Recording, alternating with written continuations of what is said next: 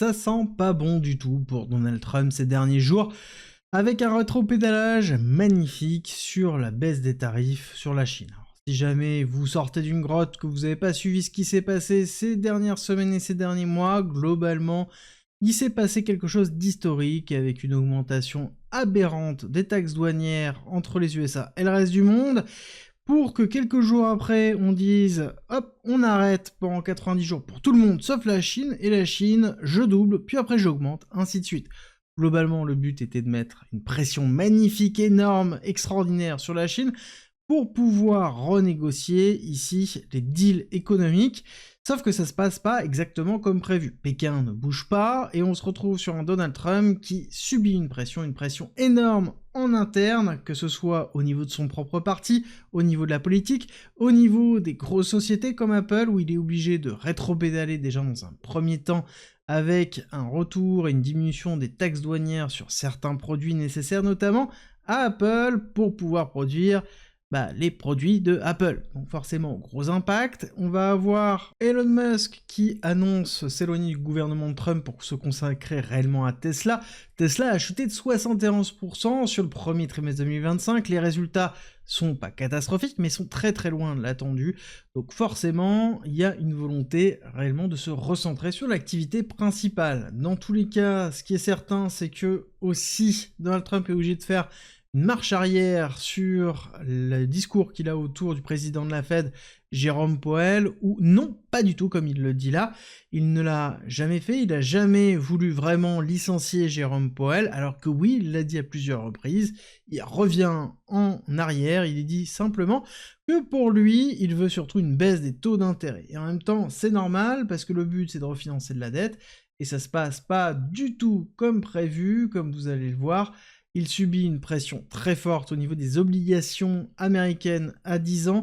Vous pouvez voir que le taux, malheureusement, ne chute pas. On reste toujours bloqué dans des niveaux supérieurs à 4%. On était en dessous des 4%, ça se passait plutôt bien, sauf que, a priori, il y a la Chine qui a vendu une grosse partie de ses obligations américaines. Et donc, quand on vend des obligations américaines, on a le taux qui monte. Plutôt quelque chose de classique, et là, c'est contre-productif. Le problème, c'est qu'on se retrouve sur un marché S&P 500, donc action, Nasdaq, américain de base, en souffrance, avec une chute qui a été drastique, et des obligations qui, malheureusement, n'ont pas joué leur rôle protectionniste, et donc la baisse des taux d'intérêt nécessaires à Donald Trump pour refinancer sa dette est passée à la trappe, et donc forcément, ça a créé une énorme pression. Pression qui fait justement que Donald Trump est obligé de demander à Jérôme Powell de baisser les taux. Jérôme Powell ne veut pas, ce qui est en même temps normal. Je rappellerai que Jérôme Powell, sa mission, en tant que président de la Fed, c'est la stabilité monétaire, l'inflation donc, et aussi le plein emploi. Le souci, c'est que les taxes douanières entraînent mécaniquement de l'inflation au sein du pays, même si ça se voit pas encore. Donc Jérôme Powell ne veut pas baisser les taux maintenant, il veut prendre le temps de pouvoir voir les choses correctement, chose qui ne plaît pas forcément à Donald Trump, parce que ça se passe pas exactement comme prévu. Même pas du tout quand on regarde la position de Pékin, parce que oui, je vous rappellerai que Donald Trump a dit que tout se passait correctement, qu'il allait baisser dans tous les cas ici les taxes douanières, les diviser quasiment par 2 par rapport à la Chine, et que toutes les discussions étaient en cours avec la Chine, et que les États-Unis allaient être très gentils, mais qu'ils allaient avoir un super deal avec les Chinois. Sauf que c'est une fausse information, Pékin dément les affirmations de Donald Trump sur les négociations des droits de douane. Il n'y a pas de droits de douane, peu importe la baisse qui sera effectuée. Xi Jinping demande, à contrario, d'avoir quelque chose de beaucoup plus drastique, c'est-à-dire on retire tous les droits de douane, et après on commence à discuter.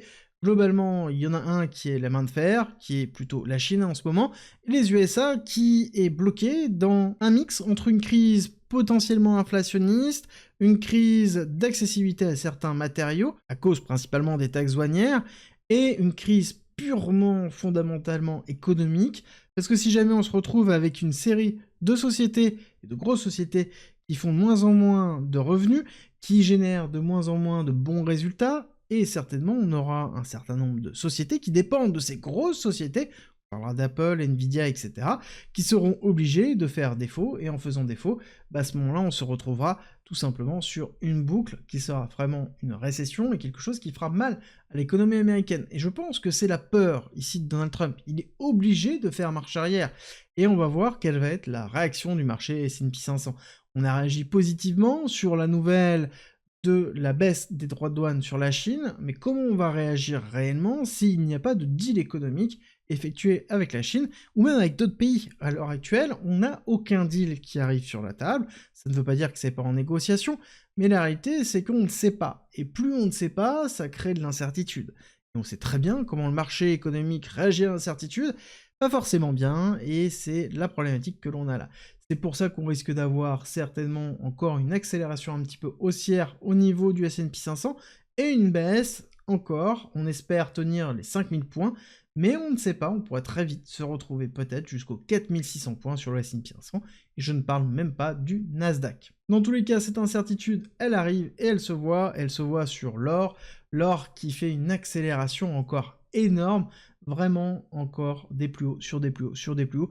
Quand on regarde en mensuel, on se dit que c'est plutôt beau, mais quand on regarde en weekly, on va voir que c'est quand même un peu moins beau, notamment en cette semaine où il y a eu une hyper accélération, une respiration très forte liée à cette incertitude par rapport aux négociations chinoises, au fait que le Trump tout-puissant qui dit vous inquiétez pas, tout va bien se passer, commence à faire marche arrière. Il y a beaucoup de questions qui commencent à arriver, beaucoup d'inquiétudes sur les USA et donc aussi sur le dollar, principalement avec les tensions avec Jérôme Powell, parce que oui, rappelons que Jérôme Powell et la Fed sont indépendants et donc ont comme mission, je l'ai expliqué, la stabilité du dollar et de l'inflation, mais avec un Donald Trump qui parlait de licencier potentiellement Jérôme Powell, tout le monde s'est posé des questions sur la gouvernance du dollar qui est réserve encore mondiale, on ne sait pas encore pendant combien de temps, mais en l'occurrence c'était toujours le cas. Mais que se passera-t-il si la Fed tombait sous les mains d'un politicien? À ce moment-là, la monnaie mondiale serait gérée par des biais politiques et non plus quelque chose qui serait indépendant, et on a besoin que le dollar soit géré indépendamment. C'est pour ça qu'on se retrouve avec ici une envolée de l'or, et maintenant une réaction inverse, où on ne sait plus. On ne sait plus si oui ou non c'est terminé la crise, s'il y a encore d'autres choses. Ce qui est certain, c'est que on est en train de prendre des profits. C'est pour ça qu'ici, on a une partie de vente, c'est pour ça qu'on a une bougie qui est une bougie de restructuration au niveau de l'or. C'est quelque chose qu'on voit souvent après une accélération. On le voit très bien ici dans la période du 24 février, on le voit aussi très bien sur la semaine du 31 mars, qui sont des semaines où on a fait des plus hauts, où on a respiré avant de réaccélérer. Pourquoi on réaccélère? Parce qu'il y a toujours plus de demandes de l'or, surtout par rapport à la Chine, que ce soit au sein de la Chine ou directement la Chine en elle-même. La Chine est en train de vendre une partie, comme je l'ai dit, de ses bons au trésor américain et rachète de l'or. Ce sont des suppositions, mais on voit des flux de capitaux qui vont jusqu'à confirmer justement cette information. L'autre chose, c'est qu'on se retrouve avec une demande très forte au sein de la Chine autour de l'or.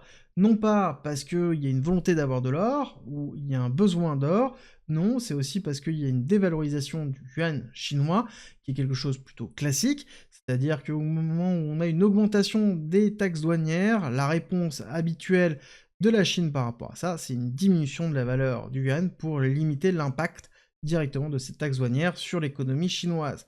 Et ça veut aussi dire que les personnes qui sont investies en yuan, qui ont des yuan, vont être impactés, et c'est pour ça qu'il y a un transfert aussi yuan vers gold pour pouvoir conserver son patrimoine, et donc une demande qui augmente grandement. Bref, tout ça pour dire que les taxes douanières sont vraiment importantes, font mal à l'économie mondiale, et principalement à l'économie ici américaine et chinoise, parce que ça oblige la Chine à agir directement sur sa monnaie et sur son taux de change. Dans tous les cas, ce qui est important à comprendre, c'est qu'il va y avoir des négociations à un moment donné. La seule chose, c'est que ces négociations, ça va être qui va les commencer. Ici, on n'est plus dans le fait de devoir négocier, mais plutôt qui va céder le premier. Et on est vraiment dans une notion de soft power, le fait de vouloir avoir la main forte, et la Chine est plutôt bien partie de ce côté-là. Parce que en interne, vous l'avez bien compris, Donald Trump n'a plus trop le pouvoir, et ça commence à être compliqué à tenir. Maintenant, l'impact sur le S&P 500 et sur l'économie américaine, je pense qu'il va falloir être patient, mais on risque d'avoir encore une fois une petite accélération il faudra garder en tête la probabilité d'aller retester les parties basses qu'on a vues, 5000 jusqu'au 4005, voire peut-être même un petit peu plus bas. On verra, surtout qu'on aura certainement des titres dans les journaux sur la récession, la dépression, une peur de l'effondrement de l'économie américaine. Bref, comme d'habitude, beaucoup de peur, mais ce sera certainement le signal du bottom, du plus bas, que personnellement je rachèterai. Ce sera tout pour le point actu et économie, j'espère que ça vous a aidé à comprendre ce qui est en train de se passer, et surtout à prendre des décisions un peu plus éclairées. Si ce type de vidéo 100% macro vous plaît, n'hésitez pas à me le faire savoir en commentaire, et d'ailleurs, pendant que vous êtes en train d'écrire, n'oubliez pas que vous allez la poster, de pouvoir vous inscrire à une newsletter que je coécris sur la macroéconomie, le patrimoine et l'investissement. C'est gratuit, c'est en commentaire et en description, et nous on se retrouve très vite pour une nouvelle vidéo.